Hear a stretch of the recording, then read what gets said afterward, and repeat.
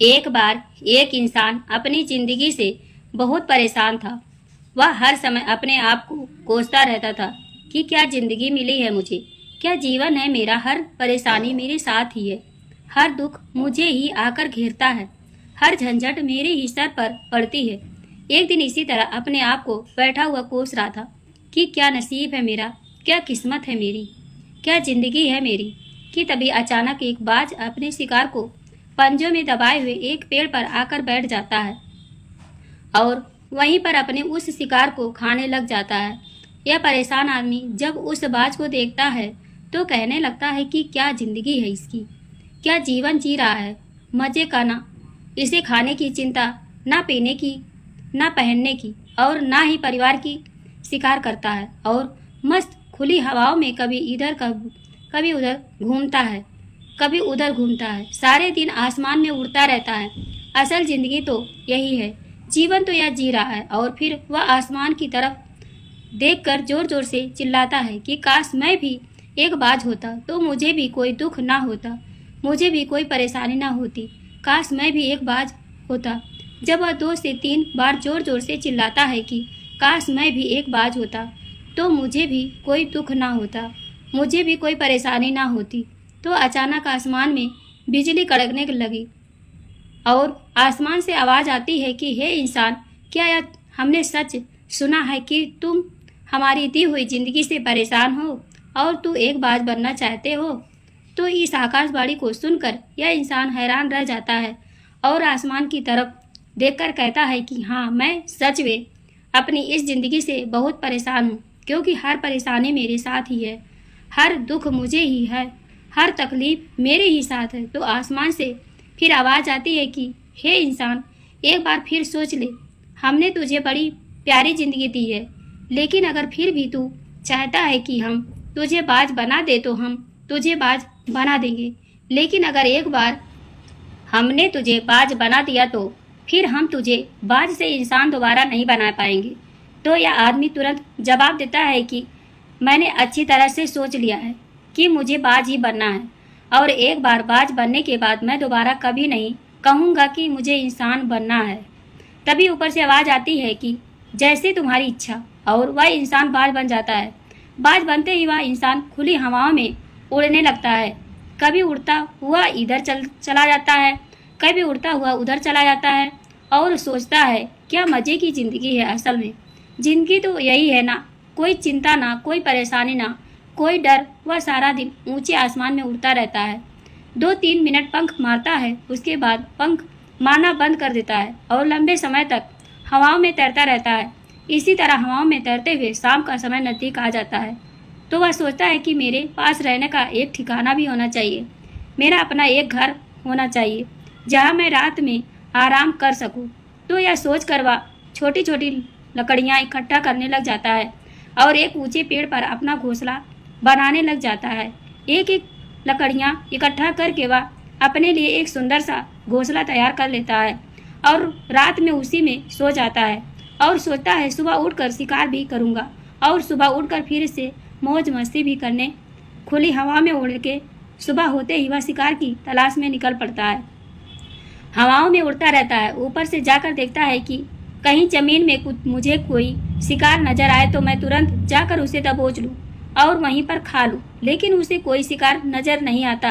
काफी समय बीत जाता है, वह लगातार ऊंचाई से शिकार को ढूंढता रहता है, लेकिन उसे कोई शिकार नहीं मिलता। फिर पास में एक जंगल होता है, यह उस जंगल में चला जाता है, यह सोचकर कि शायद वहाँ कोई अच्छा सा शिकार मेरे हाथ से आ जाए। यह जंगल के ऊपर उड़कर शिकार को ढूंढता रहता है, जंगल के अंदर जाकर भी शिकार को ढूंढता है, लेकिन इसे वहाँ भी कोई शिकार नहीं मिलता। शाम का समय नजदीक आ जाता है तो मायूस होकर वापस अपने घोंसले की तरफ लौट रहा होता है कि रास्ते में थक कर एक पेड़ के ऊपर बैठ जाता है। जब यह उस पेड़ के ऊपर बैठा होता है तो उसकी नज़र एक बीमार चिड़िया पर पड़ती है जो कि लावस्था में होती है। यह तुरंत जाकर उसे दबोच लेता है, उसके पंख निकाल कर अलग कर देता है और उसे खा जाता है। उस चिड़िया को खाने के बाद वह अपने घोंसले को तरफ उड़ जाता है और रास्ते में सोचता है कि चलो बीमार चिड़िया ही सही, लेकिन कुछ तो खाने को मिला। वह अपने घोंसले पर पहुंचकर आराम करने लगता है और सोचता है सुबह एक अच्छा सा शिकार पकड़ूं और अपनी भूख मिटा लूंगा। जैसे ही सुबह का प्रकाश होता है, यह निकल पड़ता है अपने शिकार की तलाश में। हवा में उड़ता रहता है, लेकिन आज फिर कोई शिकार इसके हाथ नहीं आता।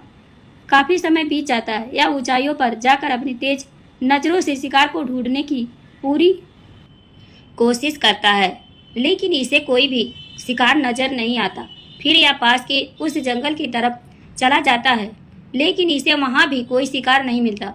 इसी प्रकार पूरे दिन उड़ते उड़ते शाम का समय नजदीक आ जाता है, तो यह निराश होकर वापस लौटने लगता है और रास्ते में एक पेड़ पर आकर बैठ जाता है।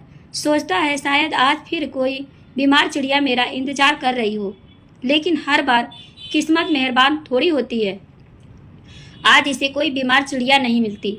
यह थक हार कर वापस अपने घोंसले की तरफ चल पड़ता है और घोंसले पर पहुंचकर भूखा प्यासा ही सो जाता है और सोचता है कल सुबह एक बड़ा सा शिकार पकड़ा और आज की भूख भी मिटा लूंगा। रात को अपने घोंसले में सोया होता है, गहरी नींद में होता है कि तभी एक भयानक तूफान आता है। इस तूफान की हवा इतनी तेज होती है कि इसके घोंसले को उड़ाकर एक जगह फेंक देता है और दे कहीं दूर दूसरी जगह फेंकते हैं। तो यह जहां पर गिरता है वहां नीचे एक नोकदार लकड़ी पड़ी होती है, जो इसके पंजे में गड़ जाती है और इसे बुरी तरह घायल कर देती है। तूफान के रुकने के बाद बारिश शुरू हो जाती है और तेज बारिश होती रहती है, पर यह किसी तरह से पेड़ों के नीचे छुप कर बैठा रहता है। बड़ी मुश्किल से इसकी रात कटती है। जब सुबह होती है तो बारिश रुक जाती है। बारिश के रुकते ही चारों तरफ खुशियाँ छा जाती है, चारों तरफ हरियाली छा जाती है। नदियाँ और झरने तेजी से बहने लगते हैं। सब कुछ फिर पहले के जैसा हो जाता है, लेकिन यह बाज अब पहले के जैसा नहीं रहा। इसका पाँव बुरी तरह घायल हो चुका है। इसके पंजे में जो लकड़ी लगी थी उसकी वजह से इसका पंजा पूरी तरह छत विछत हो गया है। और मैं आपको बता दूं कि बाज का जो पंजा होता है वह उसके शिकार को पकड़ने के लिए सबसे जरूरी होता है, क्योंकि बाज अपने पंजों से ही अपने शिकार को पकड़ता है, दबोचता है और फिर अपनी चोंच के माध्यम से नोच नोच कर खाता है। मुसीबत यह थी कि 8-10 कौवे का एक झुंड मुसीबत यह थी कि 8-10 कौवे का एक झुंड मिलकर इसे परेशान करने लग जाता है। इसके ऊपर आकर इसके घाव में चोंच मारने लग जाते हैं। उन्हें भी पता चल जाता है कि यह बाज घायल है और भूख की वजह से कमजोर भी है। यह बाज उनसे बचने के लिए थोड़ा सा उड़ता है और फिर जाकर बैठ जाता है।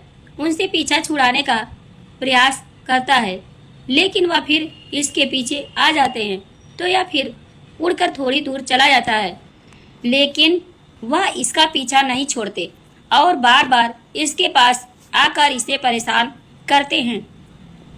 कौवे अक्सर बाज के साथ ऐसा करते हैं, लेकिन फिर बाज भी उनके साथ एक खेल खेलता है।